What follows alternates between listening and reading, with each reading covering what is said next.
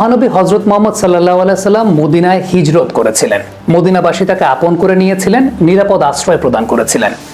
আমার প্রশ্নের জায়গা হচ্ছে, ইতিহাস থেকে আমাদের বর্তমান মুসলিম বিশ্বের শাসকবৃন্দ কিংবা সরকার প্রধানরা কতটুকু শিক্ষা আসলে নেন।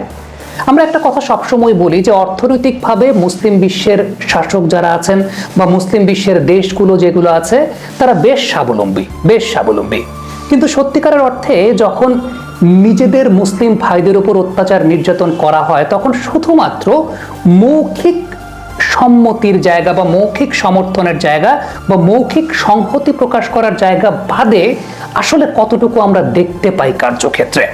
ধরেন আপনার আমার মতো আমরা যারা সাধারণ মানুষ আছি, আমরা মৌখিকভাবে সংহতি প্রকাশ করতে পারি, আমরা প্রতিবাদ করতে পারি, আমরা দোয়া করতে পারি। কিন্তু যারা মূলত মুসলিম বিশ্বের শাসকবৃন্দ আছেন, সরকার প্রধানরা আছেন, তাদের তো এর চাইতেও অনেক বেশি কিছু করার আছে, এর চাইতেও অনেক বেশি কিছু করার ক্ষমতা আছে। আমরা যদি পবিত্র কোরআনে কারিম থেকে শিক্ষা গ্রহণ করি তাহলে সেক্ষেত্রে সূরা আন-নিসার ৭৫ নম্বর আয়াত যা আছে সেখানে যদি আমরা একটু লক্ষ্য করি তাহলে দেখা যাবে মহান আল্লাহ রাব্বুল আলামিন বলেছেন, তোমাদের কি হয়েছে যে তোমরা আল্লাহর পথে এবং অসহায় নরনারী এবং শিশুদের জন্য সংগ্রাম করবে না? যারা বলছে, হে আমাদের প্রতিপালক, অত্যাচারী অধিবাসীদের এই নগর হতে আমাদেরকে বাহির করে অন্যত্র নিয়ে যাও এবং তোমার নিকট হতে কাউকে আমাদের অভিভাবক করো এবং তোমার নিকট হতে কাউকে আমাদের সহায় নিযুক্ত করো। কোরআনে কারিমের এই আয়াত বিশ্ব মুসলিমকে জোরদার হওয়ার আহ্বান করছে, বলছে তোমরা কেন মজলুমের সাহায্যে এগিয়ে আসছো না? এই বিপদের মুহূর্তে গাজাবাসী তো তেমনটাই বলছে, হে আল্লাহ, তুমি আমাদের বিপদ থেকে উদ্ধার করো, আমাদের জন্য এমন একজন সাহায্যকারী পাঠাও। এমন পরিস্থিতিতে আল্লাহ তাআলার হুকুম, তোমরা কেন তাদের সাহায্যে লড়াইয়ে অবতীর্ণ হচ্ছ না? আমাদের তো এই প্রশ্নটা জাগে যে মুসলিম বিশ্বের শাসনকর্তা বা সরকার প্রধান যারা আছেন তারা কি এতটাই আত্মমর্যাদাহীন কিংবা তারা কি এতটাই অনুভূতি শূন্য যে এই সময়টাতে মজলুমের কান্নাজড়িত কণ্ঠ তাদের কানে পৌঁছাচ্ছে না? হয়তোবা আপনার আমার মতো যারা সাধারণ মানুষ আমরা যারা আছি, আমরা যে কাজটা করতে পারি, আমরা সরকার প্রধানদের দৃষ্টি আকর্ষণ করতে পারি, আমরা মহান আল্লাহ রাব্বুল আলামিনের কাছে দোয়া করতে পারি, আমরা এমন কিছু করতে পারি যাতে সরকার প্রধানদের দৃষ্টিতে আসে, বিশ্ববাসীর দৃষ্টিতে আসে। কিন্তু সত্যি কথা বলতে পুরো বিশ্বব্যাপী আমরা দেখতে পেয়েছি, ধরেন গেল কাতার বিশ্বকাপ যখন হয়েছিল, সেই কাতার বিশ্বকাপের আয়োজক যারা ছিলেন তারা বেশ কিছু ক্যাম্পেইন করেছিলেন সেই সময়টাতে। সাধারণ মানুষ যারা আছেন তারাও তাদের জায়গা থেকে, তাদের অবস্থান থেকে অনেক প্রতিবাদ করেন, তারা তাদের অবস্থান থেকে দৃষ্টি আকর্ষণ করার চেষ্টা করেন। কিন্তু সত্যিকারের অর্থে যাদের দৃষ্টি আকর্ষণ করার চেষ্টা করেন তারা কি হাত পা গুটিয়ে বসে থাকা ছাড়া আসলে কি অন্য কোনো কিছু করেন?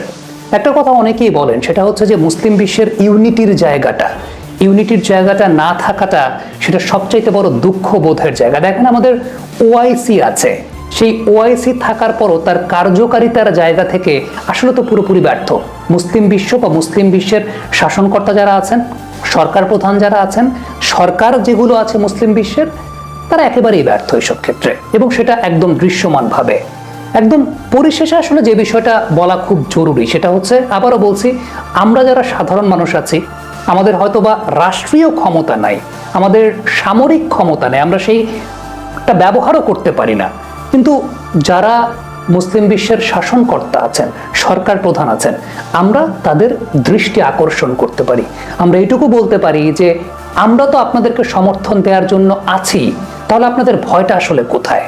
আমরা তো অকুত ভয় হয়ে আমরা সেই জায়গাটায় প্রতিবাদ জানাচ্ছি, কিন্তু দিন শেষে যাদের আসলে সেই জায়গাটায় কার্যক্ষেত্রে অবদান রাখার কথা, তাদের সমস্যাটা আসলে কোথায়? সেই প্রশ্নটা তো সবসময় চলেই আসে।